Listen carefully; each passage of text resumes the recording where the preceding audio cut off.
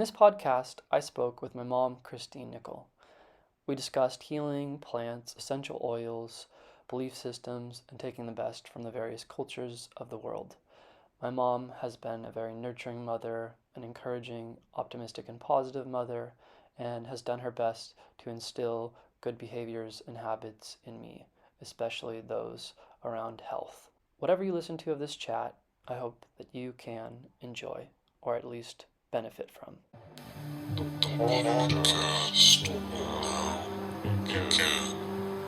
You, since I was a little kid, have been gardening on whatever property. We've lived at 2 different properties since I've been alive, and you've been gardening both of those.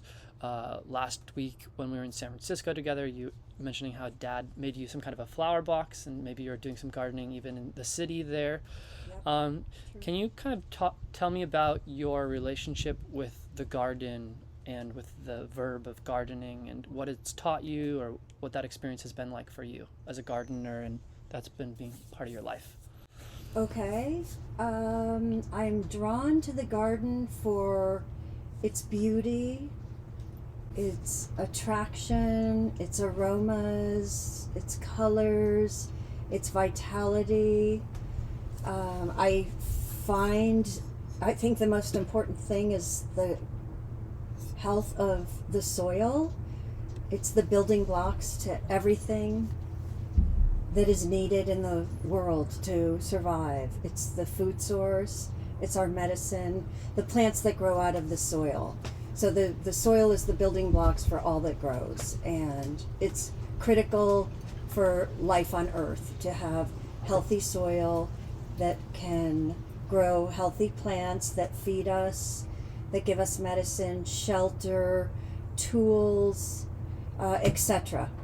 So I've gardened most of my life, my adult life, because all of life happens in a very small space in the garden.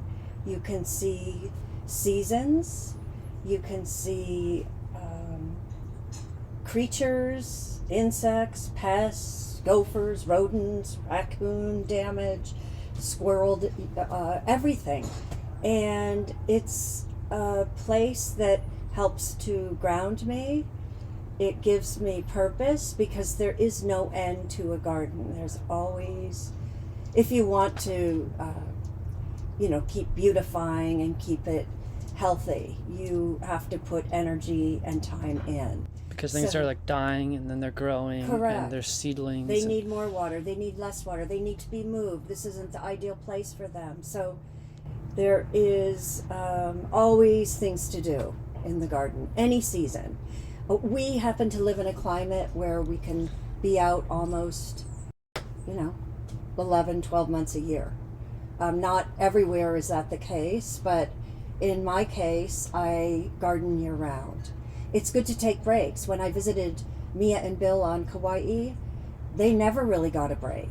They had rainy days where they didn't go in the garden, but it's when you live in the tropics, it's 24/7. But here we get a little bit of a reprieve. So especially after I harvest the plants that I grow for medicine, after I distill them or make them into, whatever, cosmetics, perfume, the teas, whatever I use them for, they're kind of done for the season for the most part. Sometimes you'll get, 2 or 3 bumper crops or, year-round flowers. But yeah, purpose, I guess, is what the garden is for me.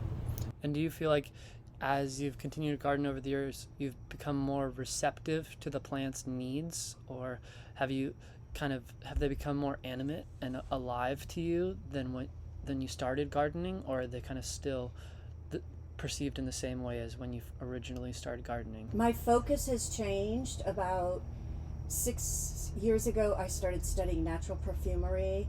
So I started going for not only aromatic plants, but plants that were going to be good for natural perfumery.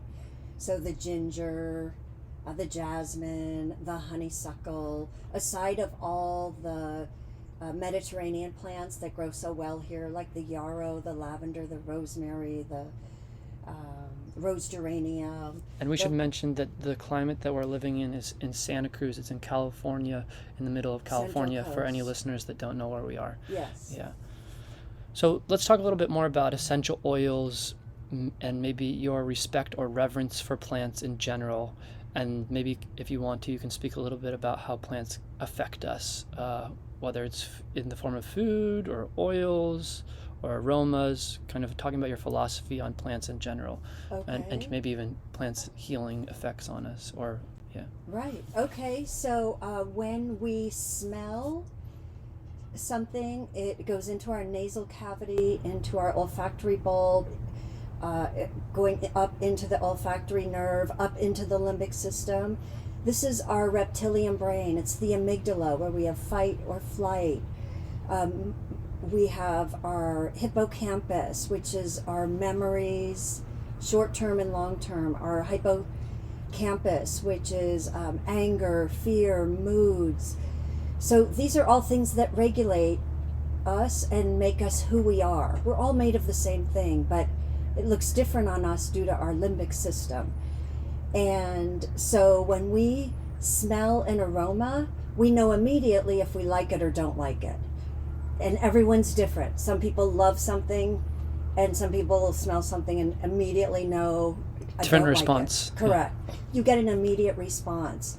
So you can use essential oils, which is mostly what I do with the plants I distill.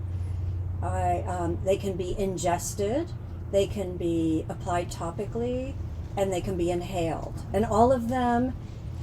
Topically, you mean putting it on your skin, and it absorbs into your skin pores? Yes. Okay. Yep, your epidermis, it gets into your capillaries, into your bloodstream, and moves around.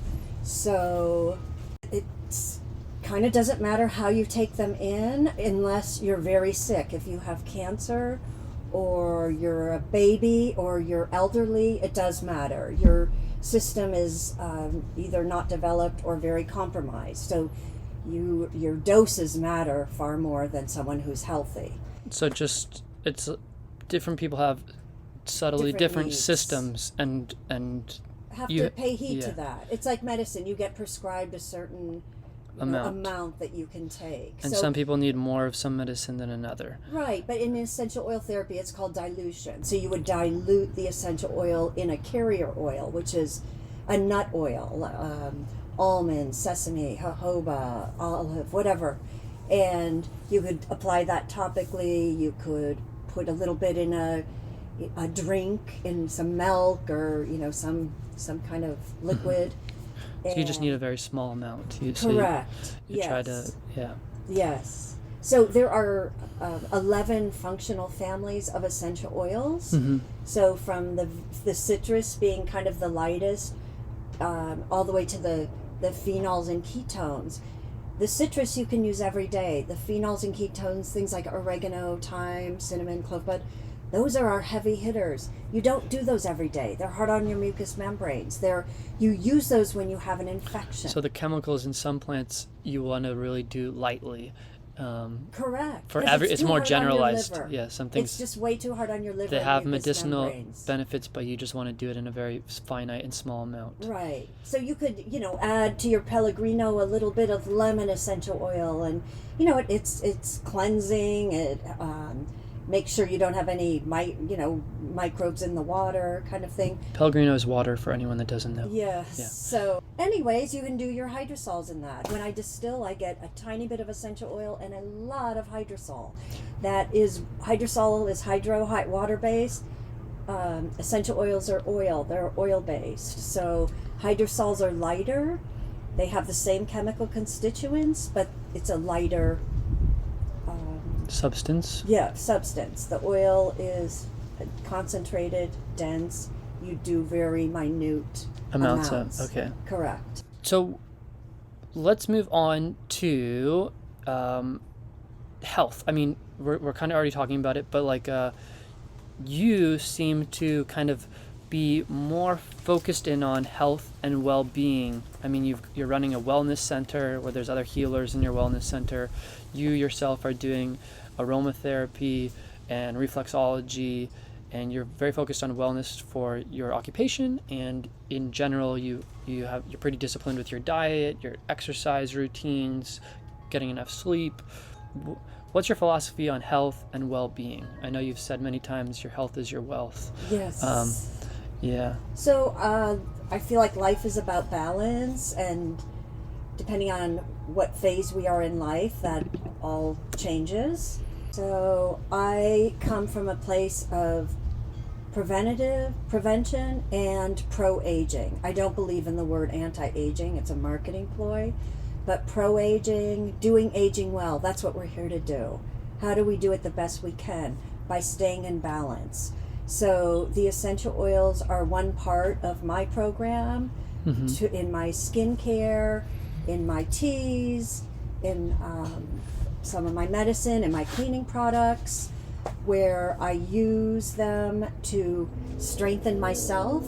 Essential oils are carbon-based. We are carbon-based. We bond beautifully. We are taking the immune system, the hormonal system, the strength of the plant to boost our own immunity and balance our hormones. The oils that we use in essential oil therapy they're antiviral, they're antibacterial, they're antifungal, they're analgesics.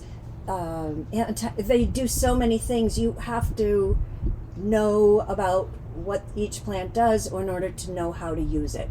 But if you just want to go out in your garden and pick yarrow and lavender and rosemary and rose geranium, and make a tea, go ahead. It's delicious and it gives you nourishment.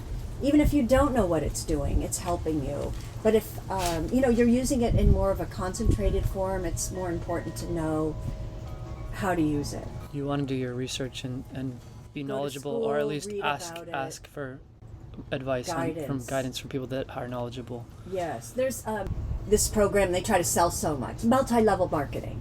And that's a big thing in essential oils, and it's very unfortunate. It's used as a moneymaker, and people are pushing these essential oils and overusing them, and now we're having...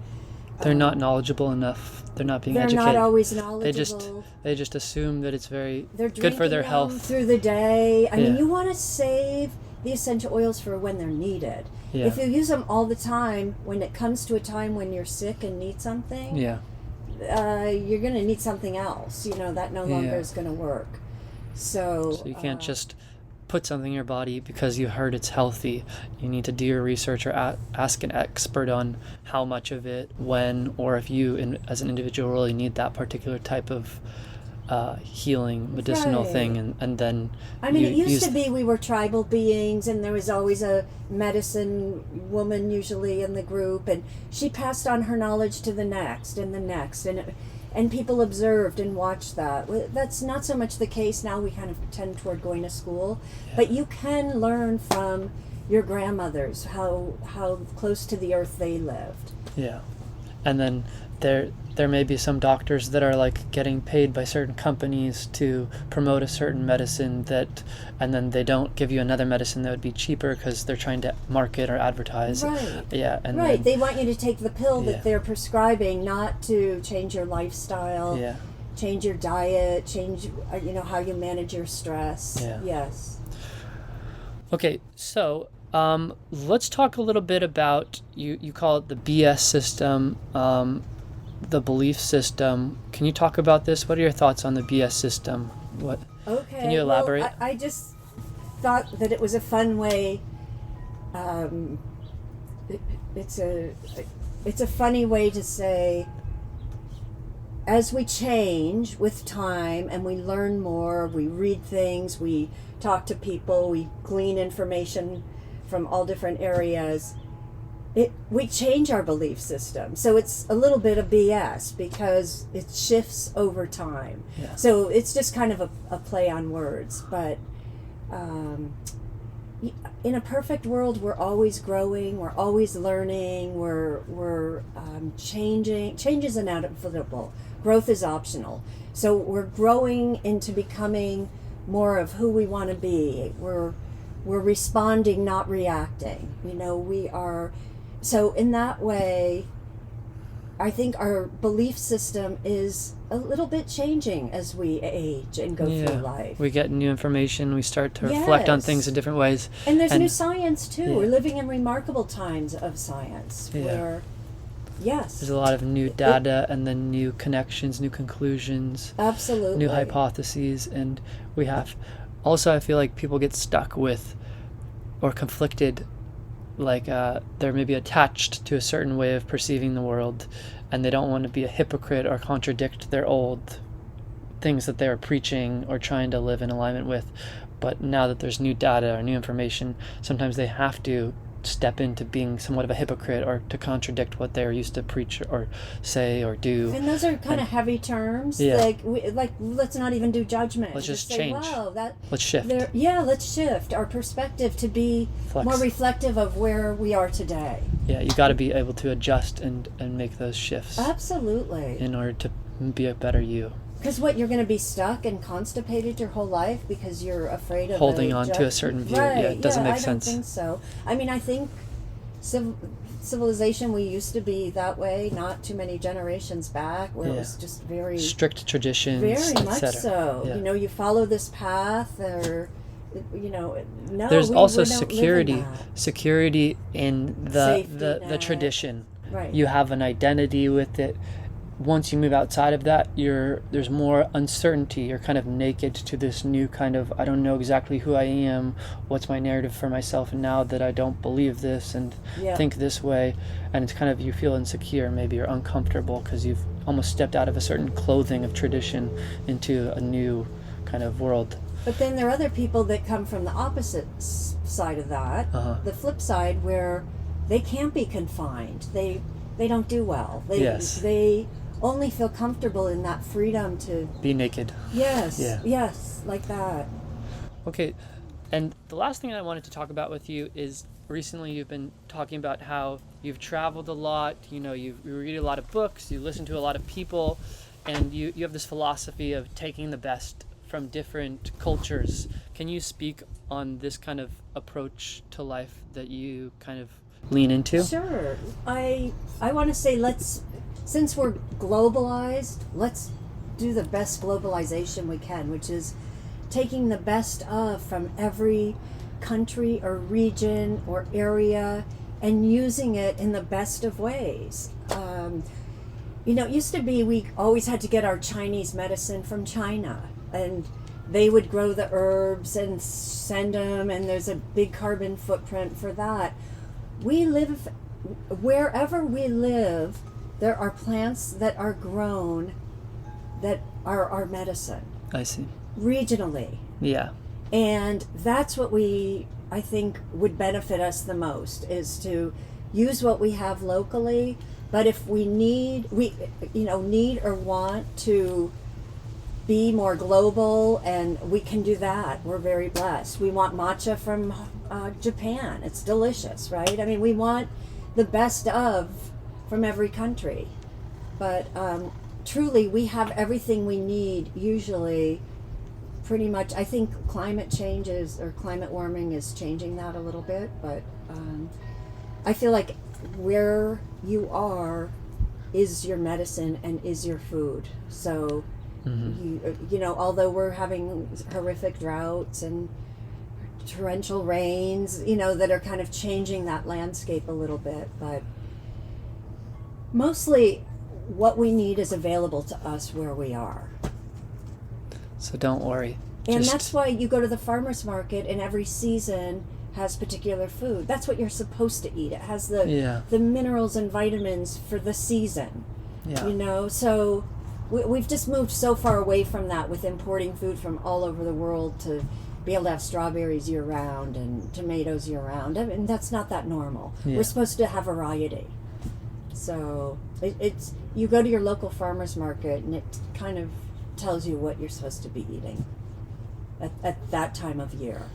So kind of be open to what's outside of your local environment, and but at the same time most of the time your local environment and community and resources can supply you with your main kind of biological needs. Especially right here where we live. We have so such verdant soil. Create your local community, be the best contributor you can, and try to pull from the best resources and the best, the different experts within your communities. Go to them for advice for whatever you need in that realm.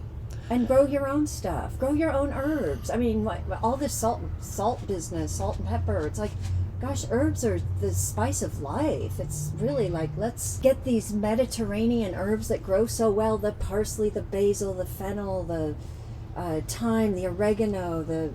It's like, let's use those in our foods. That's not only flavor, but medicine. It puts a party in your mouth. It just changes your food. Kind of goes full circle to the garden question at the beginning, where it's like, get your hands into the soils and it'll ground you and center you, and as you keep working with the plants, you'll learn more about them. As you keep learning from your local kind of experts or wisdom elders, you can become more and more knowledge and contribute back to becoming one of those and contributing to the community, and helps you connect not only to your local environment and the local plants that live there, but also to the people that you are in that tribe of, in that local community. Exactly. Yes. Awesome. Thank you, Mom, for this talk. Thank you for your time. Thank you for having the courage to be able to do this, and it was a pleasure as always to have another stimulating chat with you. Love you, Mom. Jessa. Yeah, and it's been good hanging out with you here in Santa Cruz. Oh, it's been a delight. Thanks for sharing your home and your space with me, and being so generous with your different financial generosity, your space generosity, sharing your home and different foods, etc. Thank you. Thank you for visiting. It's been a great summer having you and Zoe. Love you. Love you too. Christine Nickell has a practice in Santa Cruz, California called Botanical Reflexology. She's been helping and healing people for a number of years now. Thank you for listening to the Blue Cuboid podcast. Please have a nice day.